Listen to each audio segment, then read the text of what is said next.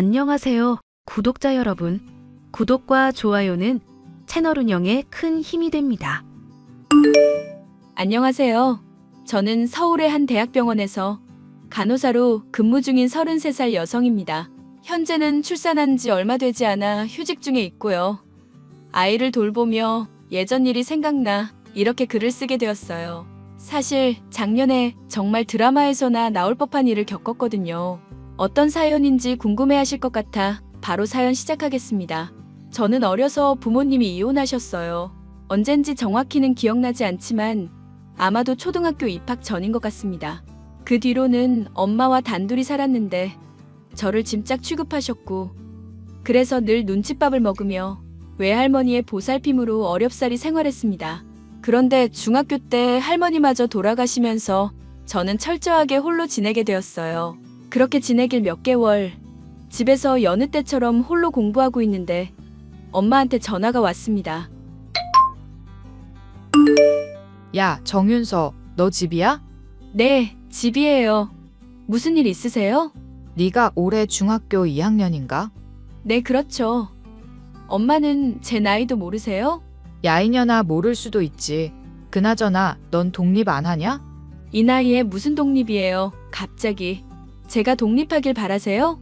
이제 너도 생각하고 스스로 행동할 줄 아는 나이잖니? 밥도 해먹을 줄 알고 네가 혼자 씻지를 못해, 먹지를 못해? 그럼 독립해도 되는 거 아니야? 엄마, 독립을 하려면 돈도 있어야 하고 살 집도 있어야 하고. 그것까진 네가 알아서 해야지. 그래야 진정한 독립이야. 엄마, 정말 너무하세요. 할머니 돌아가신 뒤로 저 너무 방치하시는 거 아니에요? 제가 말을 안 해서 그렇지 학교에서 학부모 회의나 부모님 참여 수업 말씀드리고 싶어도 저 신경도 안 쓰시고 무슨 말을 해도 안 들으시는데 갑자기 독립까지 하라고 하시면 저 정말 어떻게 해야 해요? 말이 안 통하네. 그건 네가 알아서 해야지. 밑바닥에서부터 배워야 진정한 인생 공부야, 임마. 휴, 시간을 조금 주세요. 꼴의 생각 좀 한다 이거야? 엄마 오늘도 안 들어갈 거니까 알아서 밥 먹고 자고 학교 가라? 귀찮게 하지 말고. 언제는 저 신경이나 쓰셨냐고요. 용돈은 바라지도 않아요. 집에 먹을 게 있어야 뭘 먹죠. 학교 급식으로 대충 때우는 거 몰라요? 그나마 급식비도 할머니가 모아두신 돈으로 나가고 있는 거고. 저에 대해 아는 게 있긴 하세요? 시끄러 이년아. 엄마 삼촌들이랑 놀다 들어가니까 너 알아서 밥 먹든지 해. 그리고 혹여나 이상한 사람들이 찾아와서 돈 달라고 하거든. 엄마 집 나간 지 오래라고 해. 왜요? 엄마 무슨 일 있어요? 그냥 잔말 말고 시키는 대로 해. 뭘 이렇게 캐물어? 암튼 그런 줄 알고 끊는다. 엄마는 제가 생각하고 스스로 행동할 줄 아는 나이가 되었다며 제가 밥을 먹든 잠을 자든 신경을 쓰지 않으셨습니다. 술집을 전전하며 남자들과 어울려 놀았고 그나마 가지고 있던 돈을 한 푼 두 푼 노름을 하며 까먹으셨어요. 결국 공부를 하기에도 먹고 살기에도 빠듯한 형편이 되어버렸고 더 이상 이렇게 살 수는 없어 엄마와 연을 끊고 그대로 집을 나와버렸죠.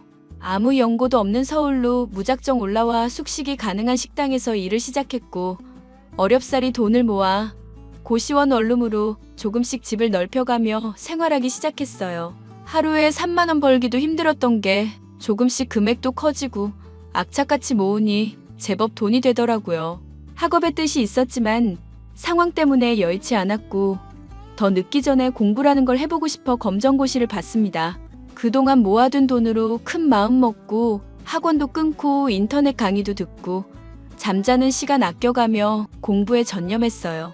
그래서 간호대학에 입학해 전액 장학금을 받았고 운 좋게 졸업하는 것과 동시에 간호사 시험에도 합격해 새로운 인생을 살게 되었죠.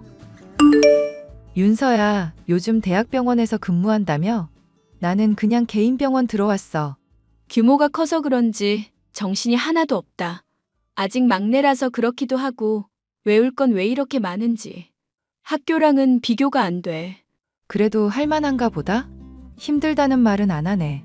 너 교수님이 대학원 데리고 가려던 거 왜 거절했어? 차라리 대학원 가서 연구원이든 뭐든 하지. 그게 페이도 세고 좋지 않아? 당장 돈 벌어야 하는데 몇 년을 어떻게 더 공부해. 그리고 대학원은 생각보다 더 치열해서 내가 견딜 수 있는 게 아니야. 하긴 돈이 몇 배로 더 드니까. 그나저나 대학 생각난다. 난 작은 병원인데도 선배가 어찌나 갈구는지. 야, 말도 마. 어우, 진상 하나 있는데 전생이 무슨 원수를 졌는지 나만 보면 으르렁댄다? 너도야? 아, 그나저나 우리 대학 때 생각난다. 내가 너랑 친해지고 싶던데 너 정말 열심히 사는 모습이 참 예뻤거든. 이름도 같고 정이 같지. 그랬어? 아, 우리 조만간 한번 만나자. 너는 남자친구 생겼어? 그렇게 노래를 부르더니. 아니, 여기저기 소개받고 있는데 마음에 드는 사람이 없다. 너도 그 병원에 의사랑 한번 만나봐. 에이, 지금 그럴 정신이 어딨어? 빨리 적응해서 자리 잡아야지. 그래. 아무튼 조만간 한번 보자. 응, 들어가.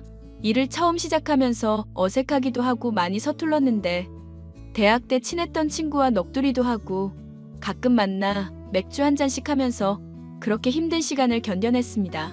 1년, 2년, 연차가 쌓이고 저도 나름의 여유가 생겼을 때 같은 병원에서 근무하던 의사와 인연이 닿았어요.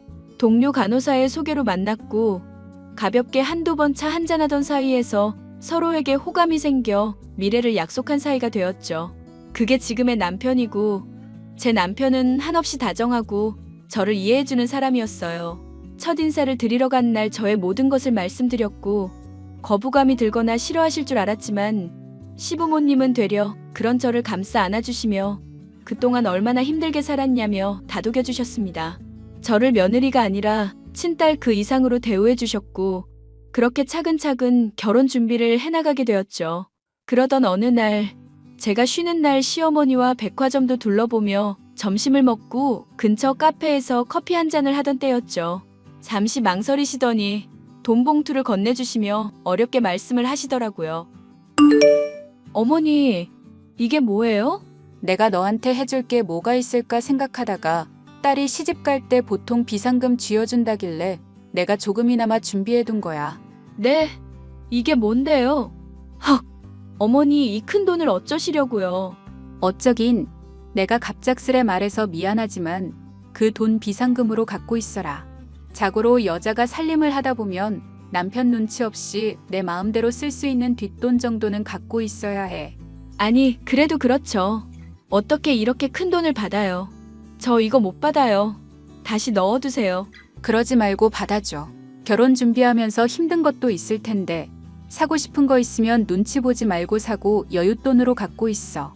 어머니, 저도 돈 벌고 있고 꾸준히 저축해서 돈 모았어요. 그러니 이런 거 필요 없어요. 부담스럽게 왜 이러세요? 부담스러워하라고 주는 돈 아니다. 혹여나 그렇다고 해도 그냥 받아도 언젠간 쓸모가 있을 거야. 네 돈은 네 돈이고 내가 주는 돈은 엄마가 준다 생각하고 받아줬으면 좋겠구나. 태하 그 녀석이 은근히 짠돌이 기질이 있어서 혹여나 속 썩일 일 만들까봐 눈치 보지 말라고 주는 거니까. 어머니, 제가 어떻게 보답을 드려야 할지. 이렇게 큰 돈을 저한테 덥석 주시다니요. 보답은 너희가 결혼해서 잘 사는 게 보답이야. 내 딸이다 생각하고 아껴줄 테니까 하고 싶은 거 하면서 잘 살아. 그게 보답하는 거야. 알겠지? 정말 감사합니다. 제가 효도하면서 살게요. 시어머니는 제게 친엄마나 다름없었습니다. 혼자 사는 자취방에 반찬도 가져다 주시고 제가 아프기라도 하면 약 사서 집에 찾아오시기까지 하는걸요. 직업이 무색할 만큼 정말 아기처럼 소중히 대해주시는데 이런 따뜻한 분이 시어머니가 된다니 가슴이 벅차올랐습니다. 며느리는 절대 딸이 될 수 없고 고부지간은 가까워질 수 없다는 말이 있잖아요. 솔직히 저는 저희 시어머니 보면 그런 생각이 싹 사라지더라고요. 결혼하고 달라질 거라는 주변의 의견도 많았지만 시어머니는 한결같은 분이셨습니다. 그렇게 한참 결혼 준비를 하고 있는데 이상하게 퇴근길이 찜찜한 거예요. 누군가 절 따라오는 듯한 느낌을 받았습니다. 제가 무서워하고 걱정하니까 남편이 데려다주고 데리러 가고를 반복하면서 살았어요. 한 달 정도를 그러다가 수술 일정 때문에 딱 한 번 그러질 못했는데 제 앞에 놀라운 일이 생겼습니다. 바로 20년 만에 인연을 끊고 살았던 친엄마가 찾아온 거였어요. 어디서 주워 입었는지 잔뜩 해진 옷에 헝클어진 머리카락하며 술 냄새가 진동한 상태였죠. 저를 붙잡더니 혀가 잔뜩 꼬인 소리로 말을 건네기 시작했습니다. 야, 오랜만이다. 잘 지냈니? 엄마가 여길 어떻게... 어떻게 찾아왔냐는 눈치네. 어떻게 왔는지는 네가 상관할 바 아니고. 보니까 좋은 직장 다니는 것 같은데 돈 좀 모아뒀니? 여기가 어디라고 와요? 20년 만에 나타나서 한다는 소리가 돈 이야기예요? 돈 있으면 어쩔 건데. 어쩌긴 너 내가 낳았으니까 가진 돈 있으면 5천만 원만 내놔. 태어나게 해준 걸 감사하게 생각해야지. 뭐? 당신이 뭔데? 낳기만 했지 신경이나 썼어? 인연이 말본새하고는? 너 엄마한테 누가 그따위로 말하래? 가진 거 있어 없어? 없고요. 있어도 안 줄 거예요. 줄 이유도 없고요. 너 혼자 잘 먹고 잘 살면 다니? 이제는 효도 좀 하고 살아야지. 진짜 어이가 없네요. 몇십 년 만에 나타나서 돈 타령하는 것도 모자라. 이제는 효도까지 하라고? 당신이 엄마 노릇을 하기나 했어? 내가 아는 엄마는 이미 오래전에 죽었어. 그러니 당신은 뭣도 아니니까 아는 척하지 말고 꺼져. 갑작스러운 친엄마의 등장에 당황하기도 했지만 어이가 없더군요. 제가 매몰차게 대하니 제 뺨을 가차없이 때리더라고요. 태어나서 처음으로 맞아본 뺨에 정말 얼떨떨했습니다. 더 이상 상대할 가치가 없어서 아무 말 하지 않고 그대로 뒤돌아서 집으로 들어오는데 뒤통수가 엄청 따가웠어요. 고래고래 소리 지르며 딸년이 엄마 버린다고 온갖 생쇼를 하더라고요. 지나가는 사람들이 보든지 말든지 저는 제 집으로 들어와 버렸습니다. 그랬더니 병원에 찾아와 제 이름을 팔며 진료를 보고는 진료비 할인되는 거 아니냐며 진상짓도 하고 로비에서 지나가는 사람한테 시비도 걸고 수준 이하의 행동을 하더군요. 며칠 동안 참다가 더 안 좋은 상황이 초래되기 전에 남편에게 이 사실을 털어놓았습니다. 남편이 당직이어서 저녁에 퇴근하고 잠시 의국에 들렀죠. 자기야. 자기도 들었겠지만 로비에서 난리 치던 여자 있잖아. 아, 술 냄새 풍긴다던 그 여자? 그 사람 사실 내 친엄마야. 내가 예전에 말했었지? 나랑 인연 끊고 살았다고. 그런데 얼마 전에 갑자기 나 찾아와서는 돈을 요구하더라? 뭐? 그게 사실이야? 그럼 병원에서 난동 부리는 것도 그 이유고? 말로는 제외하네 어쩌네 하는데 내가 보기엔 목적은 돈이야. 내가 보고 싶어서 온 게 아니거든. 어디서 무엇을 하면서 살았는지는 몰라도 갑자기 찾아와서 돈 달라는 게 영 찝찝해서 말이지. 당신 왜 진작에 말을 안 했어? 수치스럽기도 하고 식구들한테 안 좋은 모습 보일까봐 겁났어. 병원 사람들한테도 사실대로 말 못하고 대충 얼버무리기만 하고 이대로 있다가는 나만 병신될 것 같아서. 나 어떡하면 좋아? 그런 걱정이라면 하지 않는 게 좋아. 지금까지 당신이 쌓아온 이미지가 있는데 사람들이 안 좋게 생각하진 않을 거야. 내가 장모님 한번 만나볼게. 뭐? 당신이 엄마를 왜 만나? 그러다 무슨 봉변을 당할 줄 알고. 그래봤자 뭐 어쩌시겠어? 언젠가 한 번은 겪어야 할 일이잖아. 평생 안 보고 살 것도 아니고 정리를 하려면 이참에 해야지. 내가 만나볼 테니까 너무 걱정하지 마. 혹시나 어머님, 아버님 귀에 들어갈까봐 난 그게 더 걱정이야. 내가 소문 안 돌게 잘 정리할게. 그러니까 안심하고 있어. 그렇게 며칠 뒤 남편이 친엄마를 만나고 난 뒤 할 말이 있다며 시어머니와 저를 불렀습니다. 무슨 이야기를 했는지는 모르겠지만 좋은 이야기를 들은 건 아닌 것 같았어요. 심각한 표정으로 이야기하는데 들을수록 민망하고 짜증이 났습니다. 친엄마는 여전히 술과 노름에 빠져 살고 있었고 재혼까지 했었더군요. 물려받은 재산 다 탕진하고 돈 필요해서 저를 찾아온 거였습니다. 그리고 노름판 사람들과 짜고 저를 빌미로 돈을 뜯어내려 했던 정황을 포착했어요. 저를 만나고 난 뒤 그 사람들과 모종의 계획을 세웠더라고요.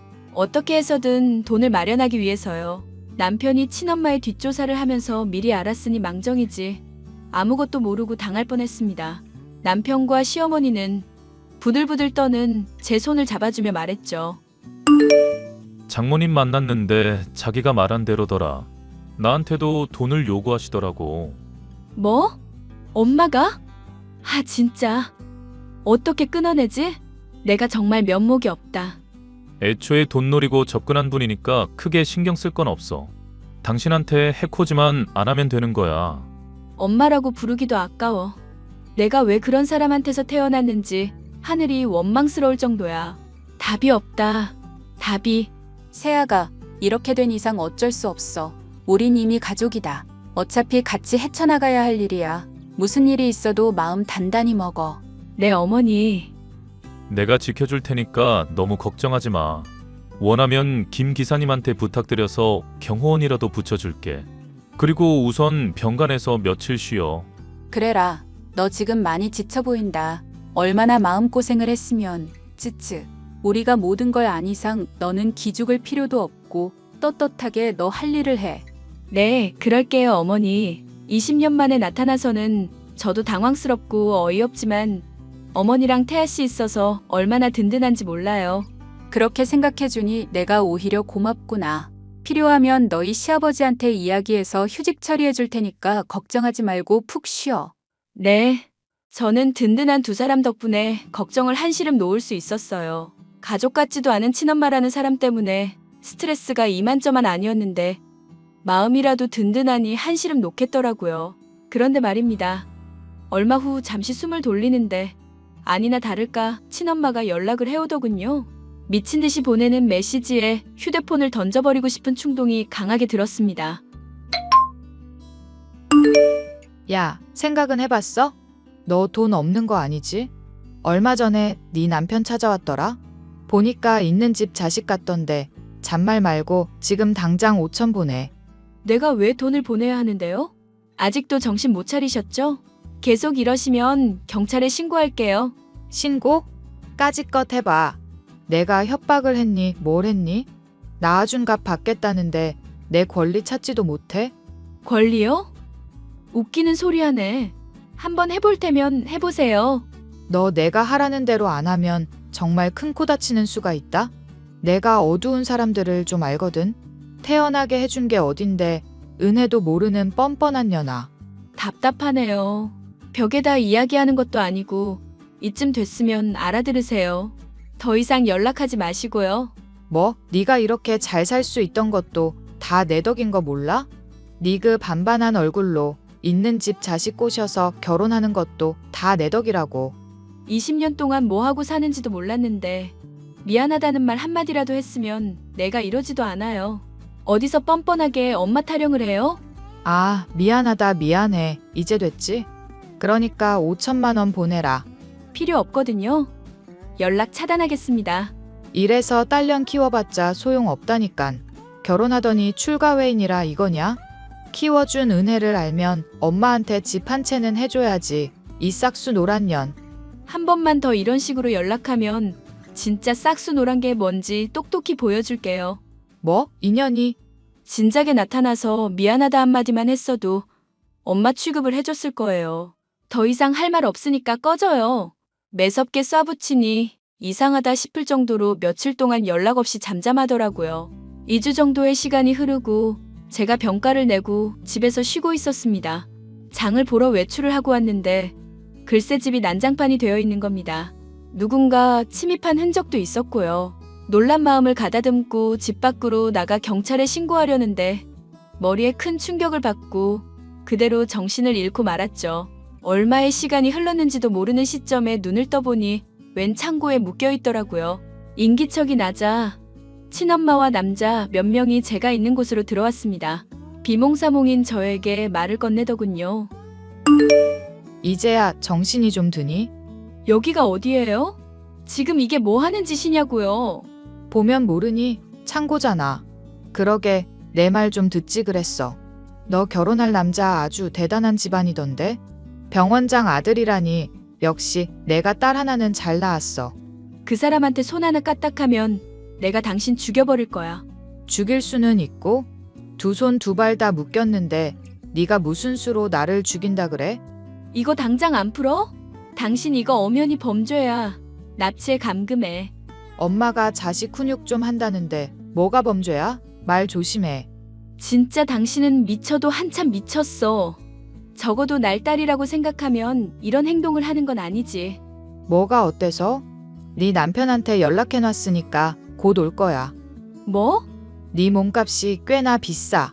내가 현금으로 2억 가져오라 했거든. 곧 온다고 했으니까 기다려보지 뭐. 너 까딱하다가는 죽어. 그러니까 엄마 말 잘 듣자 우리 딸. 두어 시간쯤 흘렀을까요? 밖에서 소란스러운 소리가 들리길래 문틈 사이로 보니 남편과 경찰이 들이닥쳤습니다.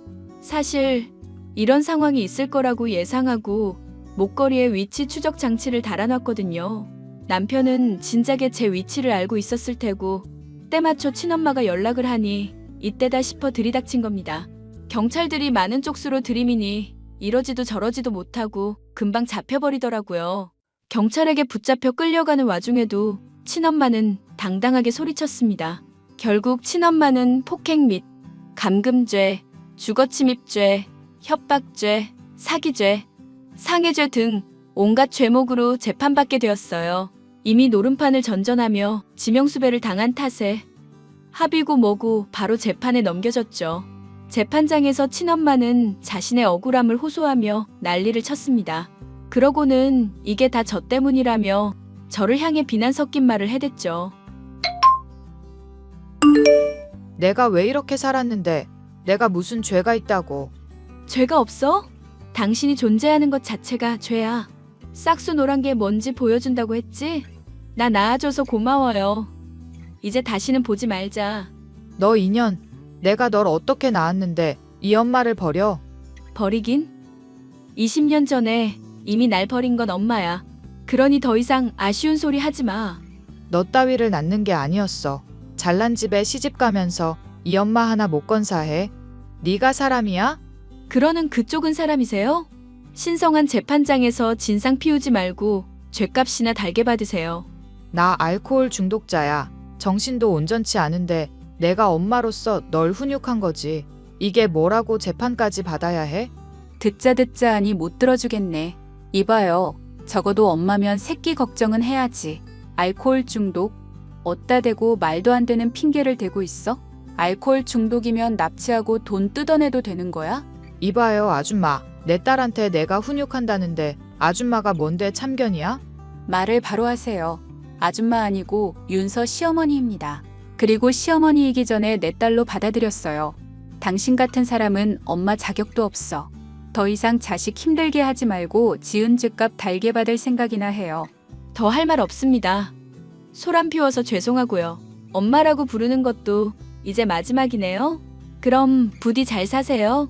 야, 이 미친년이 낳아준 은혜도 모르는 년아.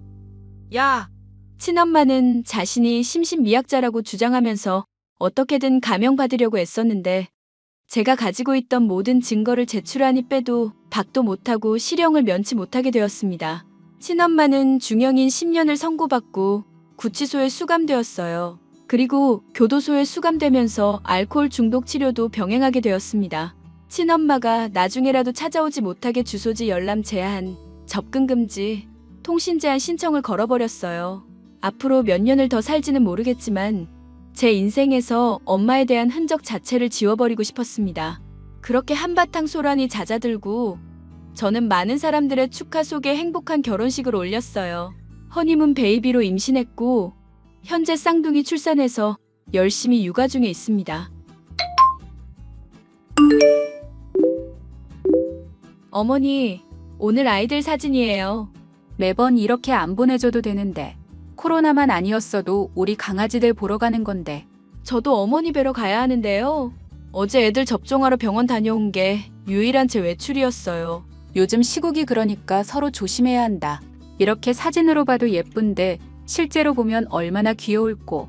뭐야? 왜 나만 빼고 둘이 말해? 당신 오늘 바쁘다며.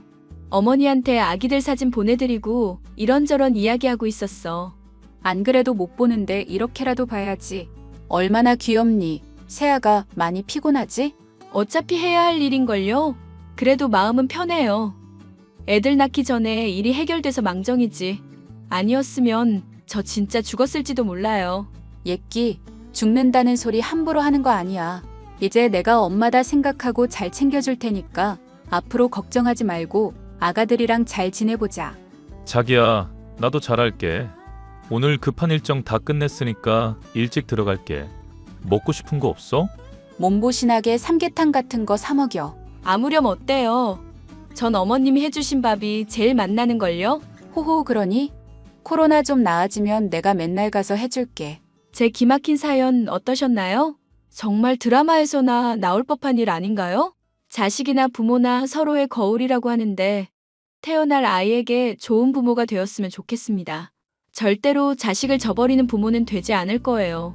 이제는 모든 근심 걱정 훌훌 털어버리고 아가들과 마음 맞는 시댁 식구들과 평생 행복하게 지낼 생각입니다. 여러분들도 부모님과 갈등을 겪고 계시다면 조금 이기적이라 생각할지 몰라도 앞으로를 생각해서 잘 결정하셨으면 해요. 인생의 주인공은 부모님도 아니고 가까운 절친도 아닙니다. 바로 나 자신이죠. 그러니 저처럼 모든 근심 걱정은 내던지고 마음 편안한 인생 즐기시길 바랄게요. 그런 제 바람이 이루어지길 바라면서 이만 사연 마치겠습니다. 긴 사연 들어주셔서 감사해요.